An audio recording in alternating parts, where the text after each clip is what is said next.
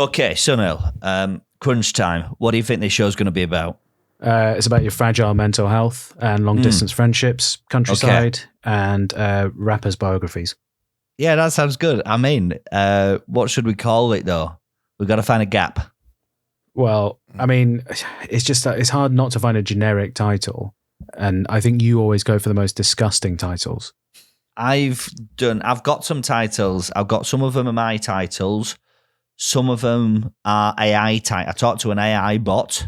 Yeah, you've been going absolutely. I think you've had I don't want to call it a breakdown, but you've been texting over like hundreds of different names to us. Yeah. Are you all right? Is everything okay?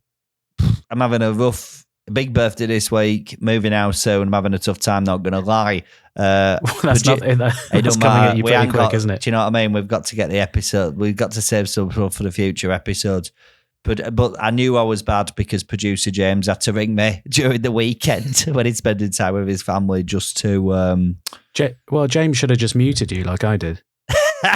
Why didn't you just mute the chat, James? I sort of felt responsible in a way because I said it would be good if it had a title. Oh, right.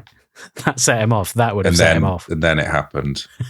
So he rang up and we talked about this, talked about the AI and stuff. So I've got a definitive list of names. All right. Go on then. And I asked the AI. What do you mean a definitive list of names? That's what you've said. I've had 20 texts that have started like that. But there's no such thing as a definitive list. That means, what does that mean? Right. Okay. It means about you're going to get 20 separate texts. It means that it's got to be one of these names, or I'm going to unplug all my equipment and delete all my social media, and that'll be it. So we have to pick one of these. All right, we have to pick one of these names. Oh, I'm not doing it. Names. I'm not doing it. I've had enough. Right, here we go. The outlaw and the outcast. Oh, that's got an edge. You could cut yourself on that edge. But which one's which? Who's who? I'm the outcast because I live in the middle of nowhere. Well, I'm not an outlaw. I fully support the police and all their actions. You don't pay. I've known you 12 years, never known you to pay tax. Another one, Country Mouse, the one that you suggested, Stank Factory. I did not suggest that, Chris. I did not. I don't even know what that means. What is stank? I don't know. I don't know. What's a factory? No idea. Never been in one. Clutching at straws. That sounds... Very different places. That was another one. But my friend said it sounded like a racist 1970s sitcom. Two incredible fellas. Yeah, okay. The Ministry of Banterment. No, absolutely not. And you know that. Chris and Sunil's Forbidden Creamery. What does that mean? What does that mean, though? I don't know, but it sort of generates like... Did you come up with that in your head? That's not an AI. I proudly can say that the creamery is up. Okay. But I thought it's a good idea because it makes us creates the illusion that we're master craftsmen making cheese, doesn't it? Yeah, I like the idea of calling it the creamery. That sounds quite quaint. That's nice. Sounds delicious, doesn't it? Yeah. The Good Bud Hotline. Chill, chats, big laughs, the broadcast. Well, that's a different podcast, isn't it? Hefty hearts, long distance laughs. What does that mean? Hefty heart, fat hearts. I like that one, but it does sound like a medical. Yeah. I felt all right about AI after doing this process, to be honest with you. I was like, oh, I'm okay. Murphy Mouse does, dudes plus distance. Why do they all have alliteration? This is robots for you. Oh, I thought that was yours. No, that one's a robot one. But finally, rural concerns. Yeah. Yeah. That sounds all right. Let's do that one. Cool. Well, so great. Great. James is sick of it. Yep. Great. Rural concerns. Yeah, please. That's the title. Please stop. That's set in stone. Please stop. We've recorded this for an hour for this 2 minute. James, can we call it Rural Concerns the Creamery? Would that make sense to listeners? Or about the Creamery, Rural Concerns? Rural Concerns, Bros in the Creamery. I think that's so much. Okay. Rural Concerns it is. There's no Rural Concerns on Twitter, so let's just have it. Okay. So that's what we'll do. You keep me up to date with cool things that are going on in London. I tell you about weird stuff going on in the countryside. Hopefully along the way I don't become a total hermit. And yeah, what you're about to listen to is the very first episode. It's technically a pilot, and it's worth pointing out that we don't touch on any of those key themes within this episode. It's mainly us getting told off by producer James for not adhering to the plan which we set out. So thank you for keeping us on task, and we hope you enjoy the episode. I understand that the note was to make it tighter and shorter. We made it longer and wilder, but it is funny. It doesn't seem like you understand that.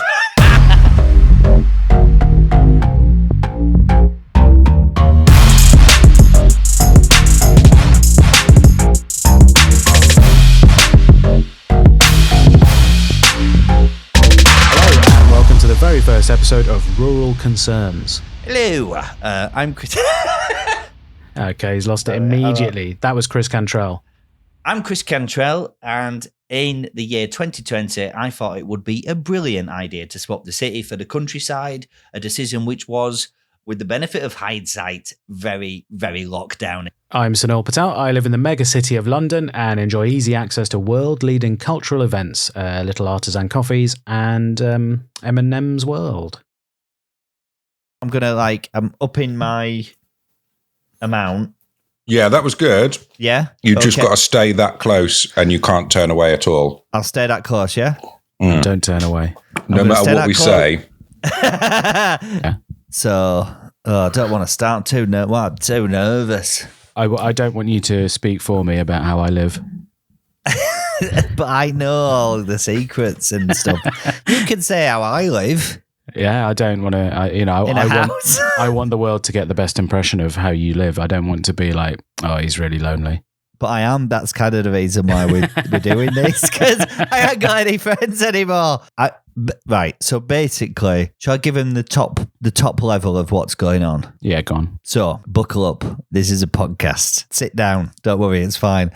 It's exciting. So we're doing a podcast in 2024, and basically the concept that runs underneath it is that me and Sunil Patel, I'm Chris Cantrill, Sunil Patel. Fuck, I'm already Chris. Yeah, do you want to come in, James, and just give us some pointers? You've written a lovely list of topics that you're going to spend 10 minutes on, and you spent 10 seconds on the first one, and then you jumped to topic 2. So let's go back to the first one. I think that's a fair note. A brief history of Chris and Sunil, friends/hustle enthusiasts. Okay. But I was just trying to think of a way to talk to introduce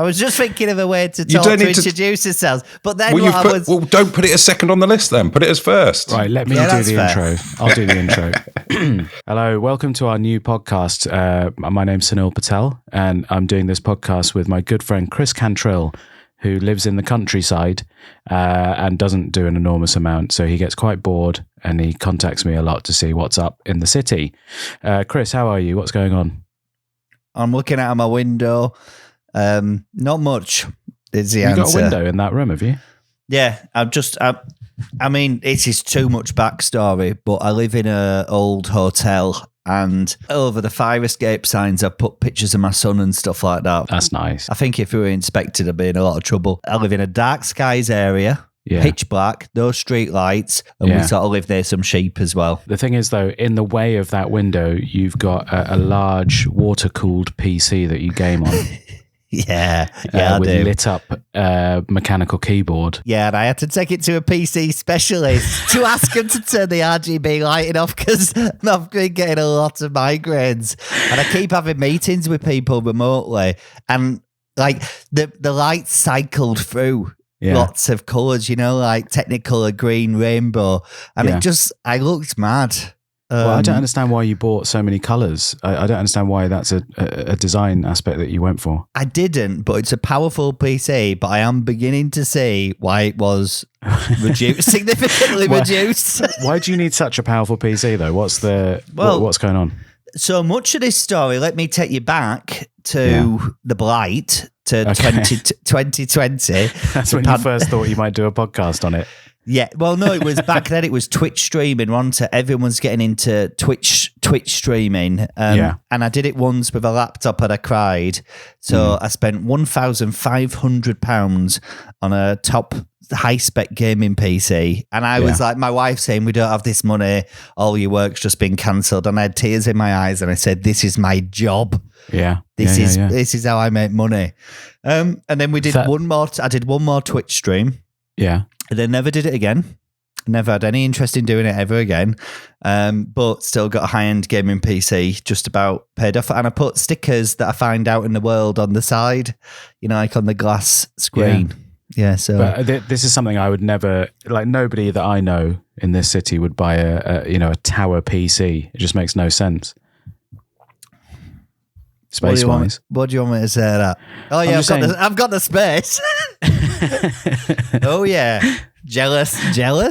Yeah. I'm on MacBook Pro, so. Okay. Yeah. Brand new? As you well know, I bought it yesterday, for this podcast. Yeah, I know. I'm trying to fill in. I'm imagining a world where we don't know everything that's going on. Someone listening doesn't know every single thing that we talk about all the time. I'm trying to fill in some gaps. I know you got it yesterday. And I know it's 16-inch screen, which is, I'm going to say it's too big. It's not portable. It's not portable in any way. It's about as useful as a tower PC. Yeah. But you can't fit it in a bed set. I've been to your hotel in the countryside, and it is idyllic. There's sheep and stuff in the fields around. I would be very happy there, I think.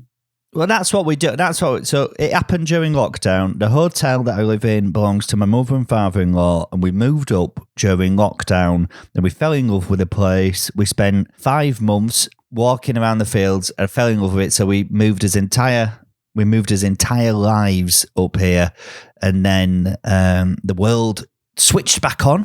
Yeah, and I now increasingly think, what have I? Oh yeah, you were part of that. Like everyone, like deciding the city's over because of the pandemic, and you went out there, and then we came roaring back, and now you're still there. It's very embarrassing. It's become like a very dated thing to have uprooted your life during COVID for a new life in the countryside. Because now I'm like out like a dick. Yeah, you do. Yeah, out like a dickhead. That's and it's so far away from everywhere. All the work that I do, it's so far away from everybody I know and everything that I do. But we can't move now. We've been here 2-3 years. My son is settled and he's having this idyllic little countryside life. So I'm here now. And also, every time you come to London, you get quite scared as you get off the train because you think it's too hectic and fast for you. Doesn't now, happen. Because I don't mean this to sound like it's going to sound, but my career's going very well. So I'm in London to such a frequency that it feels very second nature to me. That you could just live here, maybe. I could just live here, but I can't. So it's nice to come down. It's not. I said to my wife, I was like, you know what? I think I broadly like the split of my life. Yeah. A bit of time here, a bit of time there. And I looked at my wife in the eye and I said, if I had too much of one or the other, like too much of the countryside or too much of the city, I think I'd top myself. And she said, stop talking like that. You know what I mean? You loved London when you lived here, though. Yeah, I did. But I don't know why.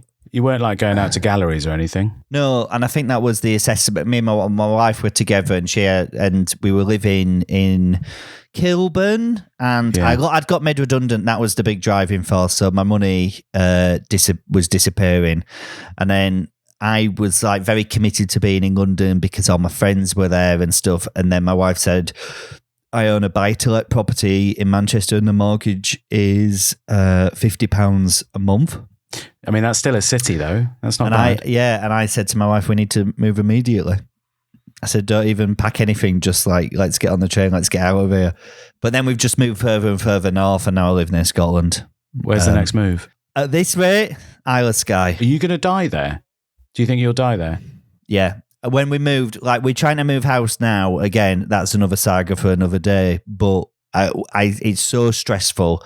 I said, again, I looked my wife in the eye and said, I want to, I'm not doing this again. I'm going to die in this house. And she's like, please, just not in front of us, son. You've got to stop telling your wife you're going to kill yourself. Not kill myself, just be dead. I want to be dead. But you still live in London. Yes. You're a man of an age in a flat share. So do you want to? Yeah, but I'm in the top. This is the top end of flat sharing. I'm with one other person. So no, the podcast has been initiated by my life being a bin fire. But please, for people that don't know you, and by that I mean people that haven't seen adverts, they haven't seen adverts on telly or listened on radio, because Sunil is one of the UK's leading advert actor men. Could you sort of fill in some blanks about where you live, what your sort of vibe is? I live in London. My vibe is young man about town. I own a car with a very small boot and very small seats in the back because I don't expect passengers or guests. Probably doesn't have any ISOFIX points either for child seats because it's just for adult men driving around who just drive to Sainsbury's and out to like have fun. It's a fun. I live a fun like vibe, you know. Zone 2. That's what it's all about. And I pop out for coffees every day. Okay. What do I do? I think because a lot of my friends are just around in the day, I end up doing stuff like at the moment. Once a week, I go out for all-you-can-eat sushi next to a petrol station just down the road at lunchtime. It's pretty much empty, and it's just a few of us eating sushi there. It's really fun. I only eat in places that are empty when I'm stressed, because I'm in lots of different major cities and stuff, so places I don't know. So I always go around, and if it's busy, I can't go in there. So I take myself to empty places. And I was saying to my friend, basically, if I'm out for work, I have basically a wardrobe of clothes that I just wear for work. And if I'm all over the country wearing the same clothes, am I basically becoming like a sort of Baba Yaga type folk demon for the hospitality industry? Do you know, like a guy in like a yellow shirt and a blue shacket showed up, and 6 months later we went out of business, and it's the same outfit, and he's popped up in Edinburgh, he's popped up in Manchester. Like, you've just got a uniform. That's nice. It's nice to have, isn't it? Yeah, but I sit in there, and I think it's bad times for your business if I'm in there like enjoying the space in silence. What should we do? We've got a schedule with producer James absolutely livid with us for jumping around, but that's fine. It's. I have a question for Sunil. Do you like Chris has a uniform that he can wear? Do you have a sort of uniform, city uniform? I have a uniform that I cycle. I mean, I'll wear something for like 6 months at a time. My uniform at the moment is, so I just go to Uniqlo whenever I want, which Chris can't do, and I buy like 10 of the same t-shirts, and I just wear them for a couple of years. That's as close as I get to uniform. The only thing like clothing wise that I sort of have is a uniform. Like I never wear loungewear or tracksuits. Even if I wake up, I'm showered, and I'm wearing stiff raw denim jeans, stiff denim, and everything. I don't like wearing like, you know, what do these people wear? You know, when they're lounging around. Some of them go to the shops in them. I think that's a question for you, Chris. There's an epidemic of men in loungewear day to day. Like you see it at the school gates. You know, like the dads showing up in jogging bottoms and stuff. And even in the countryside. Not as much here. There's like farmer people show up in like mucky big, but that feels different because that's working. But really, if you're showing up at 3:45 wearing jogging bottoms, all you're saying is that you're lazy and don't work. But I've started. I have to say, I have got into loungewear recently. Yeah. I have to do loads of long distance, but basically, I'm trying to trick my brain into thinking that everything's fine. Do you know what I mean? I have to drive to Manchester a lot, 2.5 hours drive. Got loads of bits and pieces going on there, loads of friends. So about once every week, 2 weeks, I have to go down to Manchester. I get in the car and I say, this isn't far at all. Do you know what I mean? Like a brain thing. I'm just like, this is nothing. When in reality, it is quite a distance.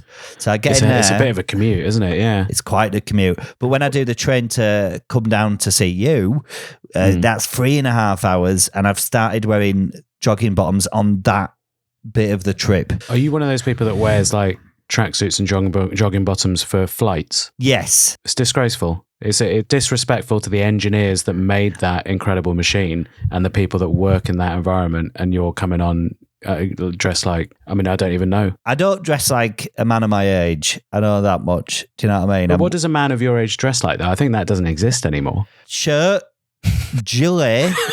Yeah. A gilet. No one wears gilets. What are you on about? I've got friends that wear gilets. The only people that wear gilets down here are people that work in hedge funds. I've got friends that are doing all right. Yeah, no, I'm saying that's good. Yeah. They're all right. All of them are sad. James has written the word compo in the chat. I look like me and this is a tangent, but me and Sunil were together, and we were doing a live performance to entertain people together, and it was us, old friends, and we were in Scotland, and some people from Scotland, and I made the mistake of telling those people that I over lockdown got a stylist. That was a big I don't think it was mistake. A mistake. I couldn't have felt like talk more. To you. I couldn't, yeah, but in a way, like it's like it was, and then I was going on about I dress in Uniqlo, and I think that's funny that we both dress in Uniqlo because, and no offense to either of us, but we're not like spry like we've got some good old fashioned 1950s heft to us bodies, and Uniqlo is very much the brand for sort of like shapeless, beautiful Japanese waifs, isn't it? It's Uniqlo. But I would love to wear a suit every day, but I wouldn't know where to fucking start like doing that, and it's so expensive. I just think I think one trade off of not being in the office world anymore is that I won't be wearing a suit or a formal thing again. I want to wear not silly. I don't want to wear silly clothes. I want to wear like nice clothes, but I want to wear like trainers and t-shirts and stuff. And I want to do that until I'm dead. By the sounds of it, you're going to die almost at any point in the next 3 weeks. I mean, once we get this move done, I'm going to move the last box, sit down on the thing, dead. How often does your wife leave the village? Well, this is the thing. She's a voice coach. She's traveling out. She's traveling as well then? Well, yeah, she's getting busier and busier. So last couple of weeks, she's been to Bristol. She went to Geneva to teach. She's teaching business people how to do presentations at work. Wow. And she was teaching like the CEO of some like Danish podcasting company. Like how, I don't know. And she gets upset that I don't retain any of the specifics, but I wish her well. Yeah. But you've kind of got it pretty good then, because you get to like travel around the world, travel around the country, and then go back to your like idyllic country home. That's the plan. Where you wear tracksuits and just like do nothing. Well, that's not. I mean, I'm always hustling. I'm always working, but I'm quite. Yeah. But I am quite lonely. Yeah. If I'm honest, but you don't have what I do, which is like at any point, 24/7, where I am now, I can text someone and say, "Do you want to go for a coffee?" Yeah, I don't have that at all. I mean, you can't get a coffee that late at night. You probably have to go to the 24-hour petrol station near me, which has a Greggs built in. The myth that London is a 24-hour city, it's not. It wraps up at 10 o'clock sharp. Yeah, the pubs all shut at the same time, but I'm fine with that. I don't want to go out drinking anymore. I'm done with it. Yeah, so where are your 24-hour options? A&E? I went to a Swiss bar till 4 a.m. on Friday night, and that's enough for the year, I think. Don't get that up there, do you? Skiing themed lodge. No, we ain't no Swiss. We get a few Danish people. Were you drinking alcohol? Yeah. Okay. 2 at a time. Was it a deal? No, I just didn't want to look like a loser getting one drink. I wasn't there on my own. I was just out of the round. So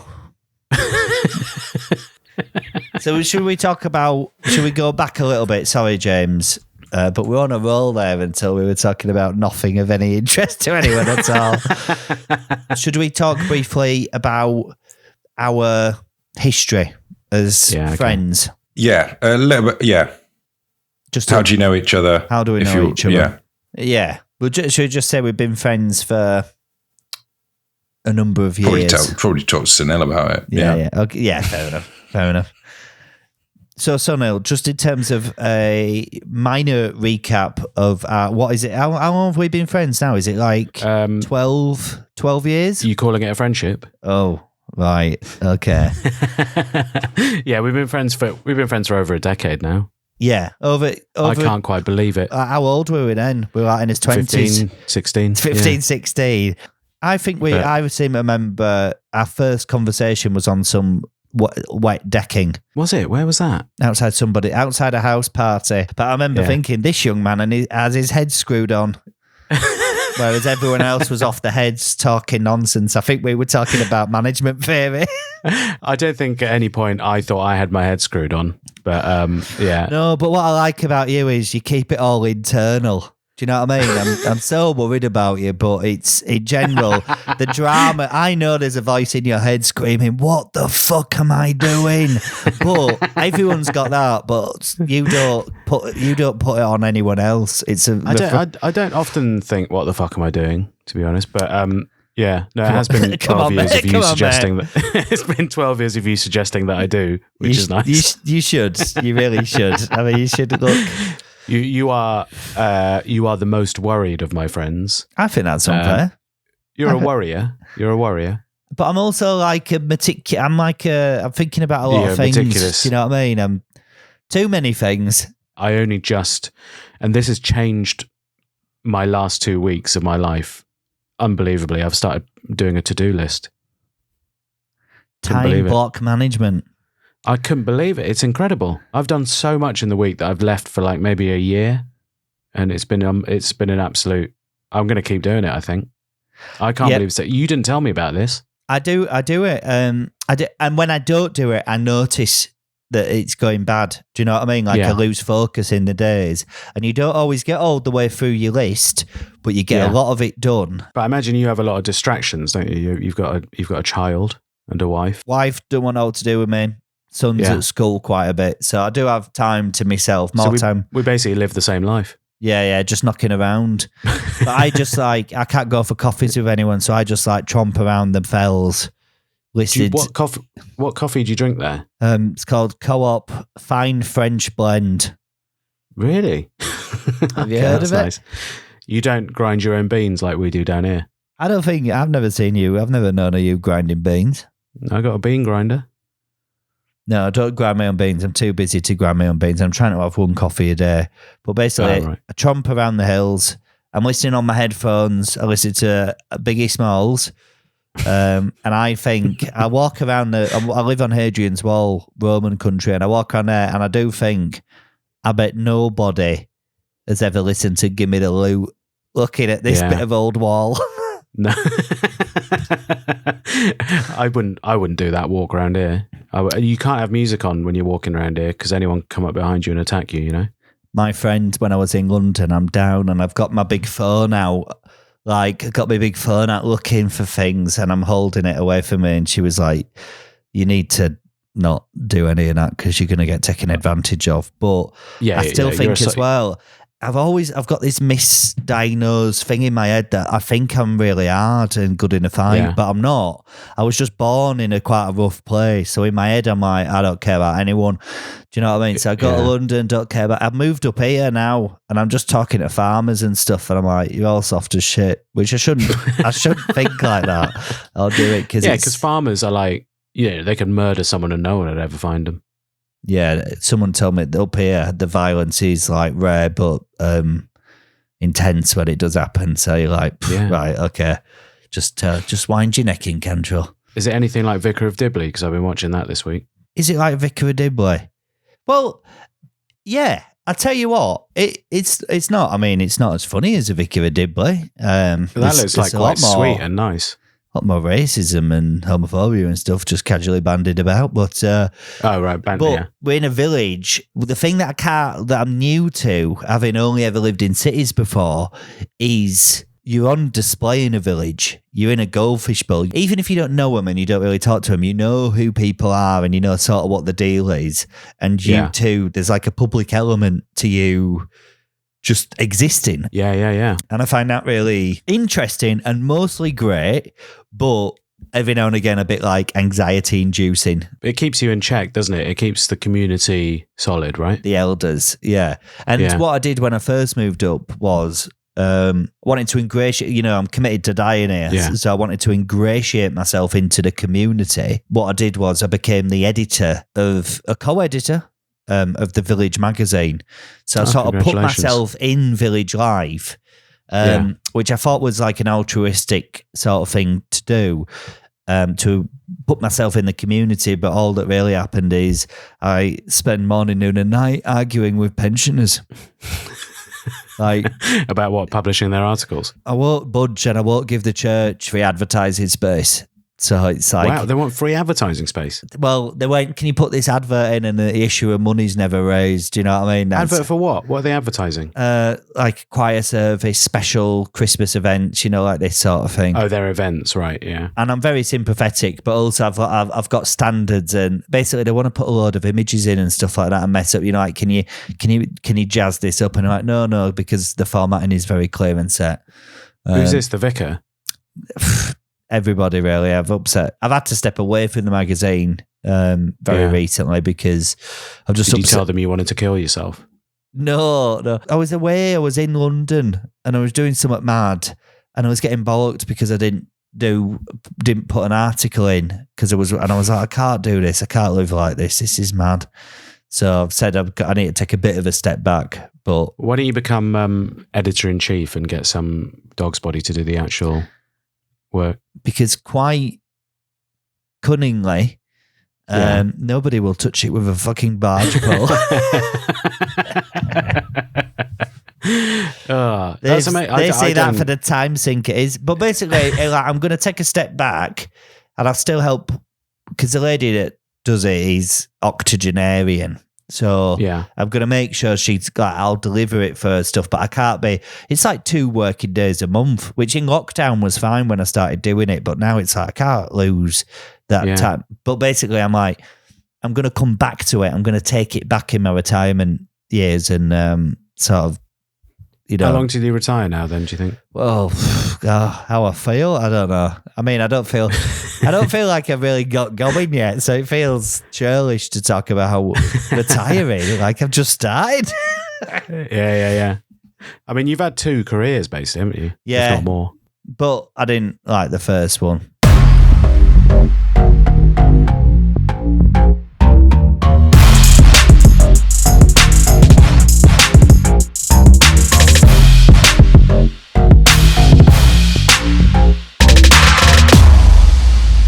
Thank you for listening. Yes, and if you want to ask us a question about the countryside or reprimanders or whatever, you can email us at christopher@alovelytime.co.uk. And whilst we can't promise we will read every letter we get on the air, we will respond with a JPEG of our feet. It really means a lot, actually, that you've given us your time. And if you want to go the extra mile, we'd really appreciate a review on Apple Podcasts or a recommendation to a friend. Maybe a fit auntie. So that was Rural Concerns. It was produced by producer James for A Lovely Time. Music, Sting. Has he given us the rights to use Roxanne? He's not replied. He's not replied. Okay, so we'll have to say about the music. It's either going to be Sting or it's going to be something completely free from an audio library. Either way, it's going to be as special.